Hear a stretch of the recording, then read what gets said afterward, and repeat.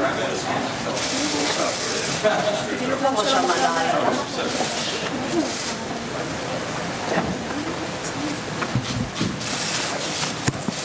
morning to you all, and good morning to you, Ambassador Bolton, John. It's wonderful to see you again in Israel. You've been a great friend of Israel for many years, and a personal friend of mine for many years, and you have been an outstanding champion of the American-Israel alliance. And I have to say that that alliance is at an all-time high. I think it's reached unprecedented heights under the leadership of President Trump.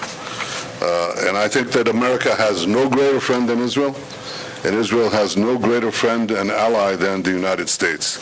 Your visit is an opportunity to strengthen that alliance even further, as well as to discuss how best to address the enormous challenges we face together in the Middle East, particularly at this sensitive time.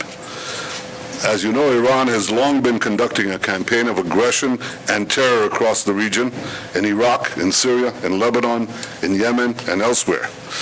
When sanctions against Iran were removed a few years ago as part of the nuclear deal, and tens of billions of dollars began to pour into Iran's coffers, Iran's aggression increased dramatically. Now, I want to state this very clearly.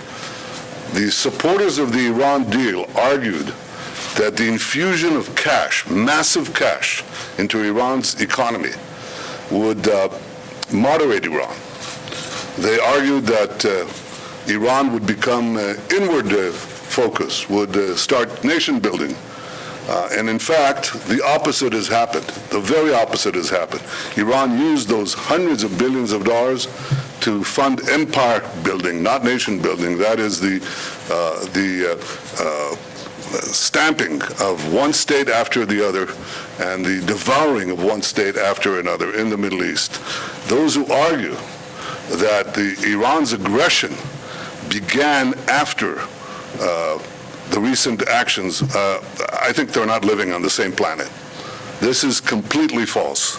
We in Israel saw Iran's aggression in their increased efforts to establish Iranian military bases in Syria, in their increased efforts to provide sophisticated weapons to Hezbollah, in their increased financial support for terror proxies like Hezbollah, Hamas, and Palestinian Islamic Jihad. This increased right after the deal. Right after the deal, with the removal of sanctions, we in Israel could see an explosion of terror and aggression. Likewise, our Arab neighbors saw exactly the same thing. They saw Iran's aggression and Iran's increased support for terror groups that threatened them, from the Shiite militias in Iraq to the Houthis in Yemen. Well before Iran's act of aggression of recent weeks, such as the attacks on oil tankers and the downing of an American drone, Iranian forces fired dozens of rockets into Israeli territories and flew drones into Israeli airspace. Iran also fired rockets deep into Saudi Arabia and through their proxies endangered international shipping lanes. This is all months and years ago. After the deal, but before recent events, Iran has been on a campaign of aggression. Those who describe the recent actions as somehow opening a hornet's nest are living on another planet.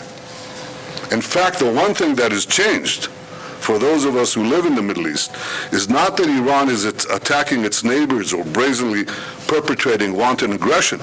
What's new is that now, thanks to crippling American sanctions, Iran is facing unprecedented economic pressure as a result of its aggression. So I was pleased to hear President Trump make clear yesterday that pressure will continue and that pressure will increase. And I look forward to discussing this and other issues that affect the stability of our region with you, Mr. Bolton, John. I also want to thank you for your willingness to participate on Tuesday in a historic meeting that will bring together the national security advisors of the United States, Russia, and Israel.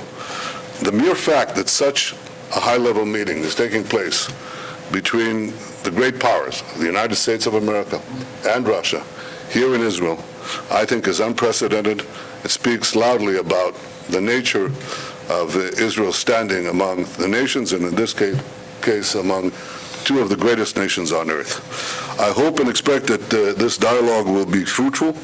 I'm confident that it's possible to both find common ground and chart a path forward that will help promote security and stability in the region, particularly in Syria. John, let me conclude by saying again what a pleasure it is to see you in Jerusalem. Israel, welcome to Jerusalem. Welcome, friend. Good to see you. Thank you. Well, it's a pleasure to be back in Jerusalem to meet with Prime Minister Netanyahu and his team. I appreciate the Prime Minister's leadership and vision, his friendship, and his true and lasting partnership with the United States, demonstrated repeatedly when courage and persistence are required.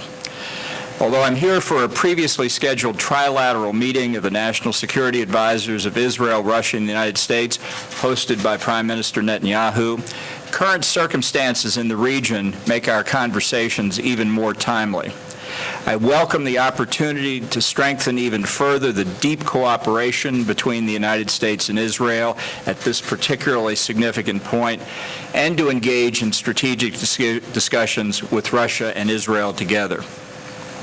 Certainly, there should be no doubt that under Prime Minister Netanyahu and President Trump, the United States-Israel security relationship has never been stronger. And it takes strong leaders to make strong commitments, especially in perilous times. This administration has recognized Jerusalem as Israel's capital, moved the U.S. Embassy here, recognized Israeli sovereignty over the Golan Heights, and brought military cooperation between the two countries to new levels. These are not mere flourishes of rhetoric, which too often characterize international relations. These are concrete realities, and I'm sure there will be more to come.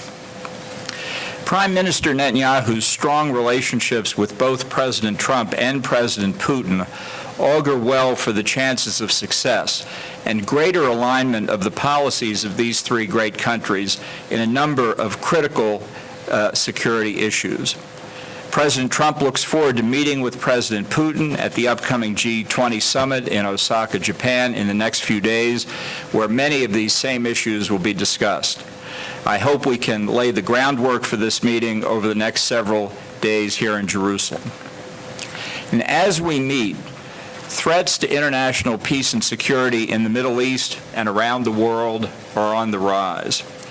Iran's continued pursuit of nuclear weapons, its threats to exceed the limits set in the failed Iran nuclear deal in the coming days, its continuing buildup of menacing Quds Force capabilities in Syria and Iraq, its supply of sophisticated drones, missiles, and other advanced weapons to hostile surrogate forces in Iraq, Syria, Lebanon, Yemen, and Afghanistan, and its continued threats and acts of aggression against Israel, our allies in the Arabian Gulf, and against U.S. personnel and assets across the Middle East are not signs of a nation seeking peace.